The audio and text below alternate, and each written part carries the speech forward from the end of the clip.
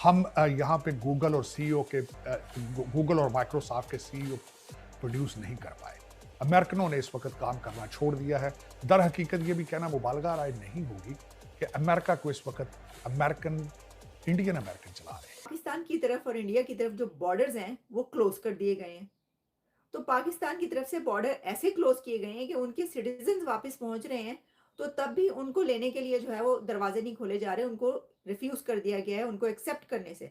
This is unbelievable. China भी कोशिश कर रहा है, बल्कि चाइना इस चीज से, इस खौफ की वजह से भारत के साथ अपने रिलेशनशिप को ठीक कर रहा है, ठीक करने की कोशिश कर रहा है, अपने बॉर्डर डिस्प्यूट ठीक करने की कोशिश कर रहा है, ताकि कल को अगर सैंक्शन आए तो उनके पास एक सब्स्टिट्यूट हो कि वो भारत के साथ अपना ट्रेड करके अपनी कंपनियों को और अपने लोगों को बचा पाए। वर्ल्ड बैंक में और दुनिया के कई सारे अलग अलग संस्थानों में जो हम अब तक सुनते आए थे कि हिंदुस्तानी मूल के लोग, इंडियन ओरिजिन के लोग वहाँ तक पहुँच रहे हैं, ऊंचे ऊंचे पदों पर पहुँच रहे हैं। संभवतः अभी तो उनमें से, क्योंकि वो लोग हिंदुस्तानी तो रहे नहीं, मगर शायद उन लोग के दिल में कुछ भारत के लिए हो, उनका दिल भारत के लिए धड़कता हो, तो यहाँ पे वो भी थोड़ी सहायता कर सकते हैं। वरना उसके अलावा भी भारत ने अपनी वैल्यू बढ़ाई है, भारत ने अपनी वोटिंग पावर की जो ताकत है उसको मजबूत किया है, भारत ने अपने दुनिया भर में साथी बनाए हैं, दोस्त बनाए हैं, हमारे एलाइज जो भारत का सपोर्ट करेंगे इस मामले में, और भारत के द्वारा रोका जाएगा आईएमएफ, वर्ल्ड बैंक और जो कुछ संस्थान हैं जो आज भी किसी न किसी सूरत हाल में पाकिस्तान को कर्जा दे देते हैं। क्योंकि बाकी आप देखो, सऊदी ना दे, कतर ना दे, यूएई ना दे, चाइना भी ना दे, मगर आईएमएफ, वर्ल्ड बैंक वो संस्थान है जो ले दे करके पैसा दे देते थे। अब उसको भी रोकने का पूरी प्रयास किए जा रहे हैं। पाकिस्तान की तरफ और इंडिया की तरफ जो बॉर्डर्स हैं वो क्लोज कर दिए गए हैं। तो पाकिस्तान की तरफ से बॉर्डर ऐसे क्लोज किए गए हैं कि उनके सिटीजन वापस पहुंच रहे हैं, तो तब भी उनको लेने के लिए जो है वो दरवाजे नहीं खोले जा रहे, उनको रिफ्यूज कर दिया गया है उनको एक्सेप्ट करने से। This is unbelievable. मैं आपको वो दिखाती हूँ कि जो ये हो रहा है, यानी इंडियन मीडिया जो ये बता रहा है, जरा ये सुनिएगा खुद अपने गुनाहगार कानों से। और अभी की ये खबर है जो है ना, ये कोई सोल्यूशन नहीं निकल पा रहा। वो कह रहे हैं कि जी हमने तो बॉर्डर बंद कर दिया। कौन से लोग, कहाँ के लोग, कौन से हमारे सिटीजन और कौन लोग हैं ये, कहाँ से आए हैं ये? पाकिस्तान की तरफ से ये कहा जा रहा है वो बेचारे। अच्छा, जब मुझे ये पता चल गया और उनके इंटरव्यूज में देख रही हूँ जो मीडिया ले रहा है, तो वो कह रहे हैं कि एक खातून गाड़ी में बैठी हुई है, वो कह रही हैं 5 दिन पहले मैं आई थी यहाँ पर और फिर ये सब हो गया और इंडिया ने कह दिया निकलो यहाँ से। तो अब जब हम पहुंचे हैं बॉर्डर पर तो वो दरवाजे ही नहीं खुल रहे टेंशन जो उधर गए हुए थे। अच्छा, आप हैरत की बात यह कि पाकिस्तान के पास कोई लिस्ट है नहीं है। लिस्ट तो होगी ना, उन सबके नाम तो होंगे ना कि जो इंडिया गए हुए थे और अब उनको वापस भेजा जा रहा है और वो पहुंच रहे हैं तो वो कह रहे हैं हंसी नहीं लेना। वो मुझे लगता है कि वो कह रहे हैं कि देखें, एक तो ये बात कि उधर ही रह जाएं तो उनका जो दाल रोटी है थोड़ी बच जाएगी। पहले बड़े मुश्किल हालात हैं तो आटे वाटे में कमी रहती है, वो कहेंगे चलो जितने लोग कम आएंगे आटा बच जाएगा। मैंने कहा पता नहीं सीमा हैदर की तरह कोई कितनी ही देर पहले गया हो। भाई देखें, अगर तो आप सीमा हैदर को नहीं लेना चाहते और आप कह रहे हैं नहीं जी बस अब तो उनका ससुराल वही है, घर बस गया वहां पर, उनकी करना है उन्होंने लेके, तो फिर तो ठीक है। लेकिन ये तो आपके अभी कुछ दिन पहले गए हुए लोग हैं। वैसे वो सीमा हैदर को भी सीमा हैदर को वापस भेज रहे नहीं भेज रहे, मुझे तो ये सोचने की बात है। मुझे अचानक याद आ गया कहाँ है सीमा हैदर। अच्छा चलें, ये तो खबर हमने आपको बता दी, ये अभी की अभी खबर चल रही है तो मैंने कहा आप तक पहुंचा दो। दूसरी लेवल डेटा होता है, इंफॉर्मेशन होती है, उसको इकट्ठा करते हैं लोग, तो उसको कहा जाता है ओसेंट। ये एक है अकाउंट है एक्स पर, ट्विटर पर। उसने लिखा है कि very soon Hafiz Saeed will address the ocean of people on the stage of Shahrae Quaideen in Karachi. और नीचे वो कहा है कि जी जो डेप्यूटी चीफ है एलईटी का, लश्कर तैयबा का, सैफुल्ला कसूरी, उसका नाम लिखा हुआ है। फिर आगे लिखते हैं जी on April 4th I shared an exclusive video of Hafiz Saeed attending an iftar party in Kasur. तो कह रहे हैं कि अब जो मैं खबर दे रहा हूँ वो भी सही है। अब देखिए भारत में इस वक्त क्या चल रहा है, वहां पर इस वक्त चल ये रहा है कि प्रोग्राम्स हो रहे हैं और उन शोज में ये कहा जा रहा है कि हाफिज सईद को जो है अब दोबारा से जो है वो उसको एक हीरो बनाया जा रहा है। क्योंकि इंडिया के साथ एक जंग, मैं इस बारे में कहती हूँ कि जी इंडिया के साथ क्योंकि जंग का माहौल है, तो जब ना आपके पास पैसा हो, ना दौलत हो, ना पैसा हो जंग लड़ने के लिए, तो फिर तुम यही करना कि भाई वो इसको हीरो, जो दुश्मन का जो दुश्मन है उसको हीरो बना दो। के लिए ये मैं आपको बताती हूँ क्योंकि ये एक नोटिफिकेशन जारी हुआ है और उस नोटिफिकेशन में ये बताया गया है कि इंडिया ने अपनी एयर स्पेस क्लोज कर दी है पाकिस्तान के लिए, और 23 मई तक के लिए भारत ने अपनी एयर स्पेस बंद की है।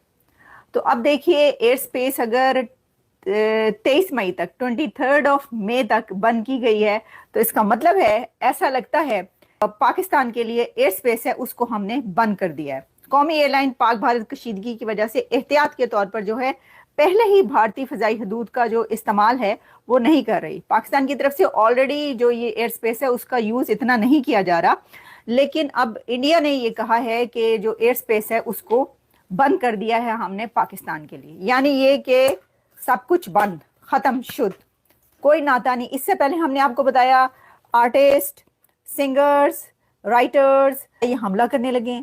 जैसे कि ये बात कही जा रही थी ना कि जैसे ही पाकिस्तान ने जो एयर स्पेस क्लोजर की खबर आई, गिलगित बल्तिस्तान की फ्लाइट्स कैंसिल की गई, तो कहा जाने लगा हो ये तो लगता है कि इंडिया ने जो गिलगित बल्तिस्तान है उस तरफ से हमला करना है, या क्या वहां पर हमला करने लगा है, वहां पर कुछ होने लगा है। तो ऐसे ही जब इंडिया ने अपनी एयर स्पेस बंद की तो कहा जा रहा है कि इसका मतलब है कि कुछ होने लगा है। अब देखें, ये जो खौफ है ना ये तो रहेगा, ये पता नहीं कब तक रहेगा, ये तो मुझे नहीं पता, लेकिन ये रहेगा जब तक रहेगा, जब तक ये कुछ हो नहीं जाता। अच्छा, अब मैं आपको वो होगा कुछ, वो हुआ था ना एबटाबाद में, कौन सा ईयर था वो ऊपर से कोई उतरा था और वो चुप के ले गए थे आपके हीरो को और दुनिया के सबसे बड़े दहशतगर्द को। बिन लादेन, उसामा को जिस तरह उठाया गया, उसामा बिन लादेन को, वैसे ही कोई रेड करने की तैयारी की जा रही है। अब वो किसको उठाना है? मैंने आपको कहा गीदड़ की मौत आती है तो शहर की तरफ भागता है, वो किसी को भी उठाया जा सकता है उस कंट्री पर, जिसकी वजह से आपका नाम FATF की लिस्ट में गया था, ग्रे लिस्ट में आप रहे कितना अरसा।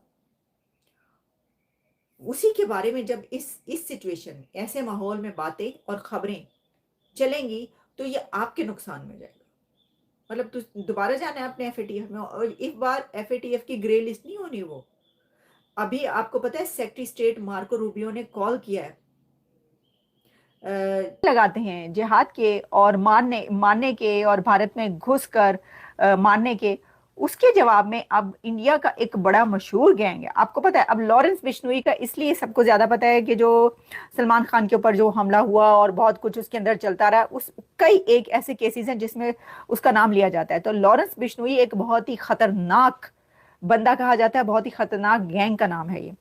उसके बंदे जगह जगह कहते हैं पूरी दुनिया में मौजूद हैं, और जिसको भी मारना वो शू करते हैं, और वो जुल्म के ये ज़ाब्ते डॉक्टर जयशंकर ने कह दिया। तो अब मैं आपको बता दूं, वो नहीं मानेंगे जुल्म के ये ज़ाब्ते, ये ढक लें आप। हाफिज सईद जो है ना, इसको ये जो होने जा रहा है ना, ये गलत होने जा रहा है। सबसे बड़ी बात ये कि इस वक्त दुनिया भारत के साथ खड़ी है, और ऐसी किसी भी सिचुएशन में ना वो कहेंगे लो जी ये देखो ये क्या हो गया, ये इसने ये की है और ये तो डिक्लेयर्ड दहशतगर्द है, और बड़ी मुश्किलों से वो उनकी टीम गई थी, फिर FATF की ग्रे लिस्ट से नाम निकला था। वो जो अच्छा उसका नाम था 0-30, मेरा ख्याल है उस रेड का ये नाम था, वो जो मिशन किया गया था उसामा को उठाने के लिए, क्योंकि उसके ऊपर एक हॉलीवुड की मूवी बनी थी 0-30, आई थिंक वो उसी के नाम पर बनी थी। तो इस बार जो है वो कौन सा 0 डार्क और 30 हो या 20 हो, वो जो भी होगा वो आपको पता चल जाएगा। तो तैयारी पकड़ लें, अब इसका भी खौफ क्रिएट हो जाएगा। अब इसके ऊपर भी 2-2, 3-3 बजे रात को ना प्रेस कॉन्फ्रेंसेस शुरू हो जानी। बहन है ये करने लगी है मोदी सरकार। जनरल भी आ जाए फिर भी कुछ नहीं कर सकते हो। अगर वो डॉलर जनरल भी आ जाए फिर भी वो कुछ नहीं करेगा। जनरल भी हम आपकी बूट की नोक पे रखते हैं। बकवास करते हो, बंदूक से करो। यहाँ लड़की खड़ी है, ये लड़की मोरो तुली से याद रखो, ये लड़की की बहादुरी का पता है। यहाँ अपनी इकोनॉमी जिसे कहते हैं हम, वो एक स्पाइनलेस इकोनॉमी है। क्यों? क्योंकि इनकी बैकबोन, रीढ़ की हड्डी है ही नहीं। रीढ़ की हड्डी कहाँ से आती है? सीधी सी बात है, या तो अपने देश में आप इतने सारे इकोनॉमी क्रिएट करने के, वेल्थ क्रिएशन के कई सारे जो है वो आप तरीके ढूंढो। आप अपने देश में इंडस्ट्रीज़ लगाओ, अपने देश का मैन पावर ट्रेन करो, आप अपने देश में जो है वो फार्मिंग पे, जो नेचुरल रिसोर्सेज हैं उन पे बहुत ज़्यादा ध्यान दे लो। वरना ये क्या कर सकते हो आप, जो पाकिस्तान ने किया, उधारी की इकोनॉमी, सऊदी से उधार ले लो, कतर से ले लो, जितने मुस्लिम देश हैं वो हमारे ही लिए तो कर रहे हैं। इनको ऐसा लगता था कि जितनी मुस्लिम दुनिया है हम उनके लिए जंगें लड़ेंगे, वो हमारे से आर्मी लेंगे और बदले में वो हमको मुँह पे पैसा मारते रहेंगे। और ये हुआ भी, कई दशकों तक होता रहा। आज ज़रूरत नहीं है, ना आज सऊदी को ज़रूरत है, ना आज बाकी किसी को ज़रूरत है। सऊदी पहले बहुत पैसे देता था पाकिस्तान को, भाई हमको इनसे आर्मी मिल जाएगी, हमारे यहाँ पे तो सब अरब्स हैं, व्यापारी कौम है, यहाँ से हमको जो है वो लड़ाके मिल जाएंगे, हमको तो किसी की ज़रूरत ही नहीं पड़ेगी अब आगे। मगर फिर होता क्या है कि पूरा का पूरा जो तरीका था, जो सिस्टम था, वही बदल गया। जैसे हॉकी पहले हम देखते हैं ना, पहले हॉकी हम खेलते थे मैदान में, इंडिया की टीम, फिर वो हॉकी होने लगा एस्ट्रल टर्फ पे, तो पूरा का पूरा गेम ही बदल गया, पूरी चीज़ सर जो है पूरा सिस्टम बदल गया। अब IMF और वर्ल्ड बैंक, ये दो ऐसे संस्थान हैं जो अक्सर उनको पैसा दे देते हैं। सऊदी पैसा दे ना दे, UAE पैसा दे ना दे, चाइना भी एक बार को पैसा दे या ना दे, बट IMF और वर्ल्ड बैंक इनको हर थोड़े थोड़े टाइम पर पैसा दे देते हैं। भारत ने बड़े ही चालाकी दिखाते हुए अपना स्टेक बढ़ाया, अपनी वैल्यू जो है वो बढ़ाई IMF के अंदर। भारत की वोटिंग जो है वो, वोटिंग पावर जो है पहले से मजबूत हो चुकी है, और भारत के कई सारे एलाइज हैं, व्यवहार भी बनाया है हमने दुनिया में।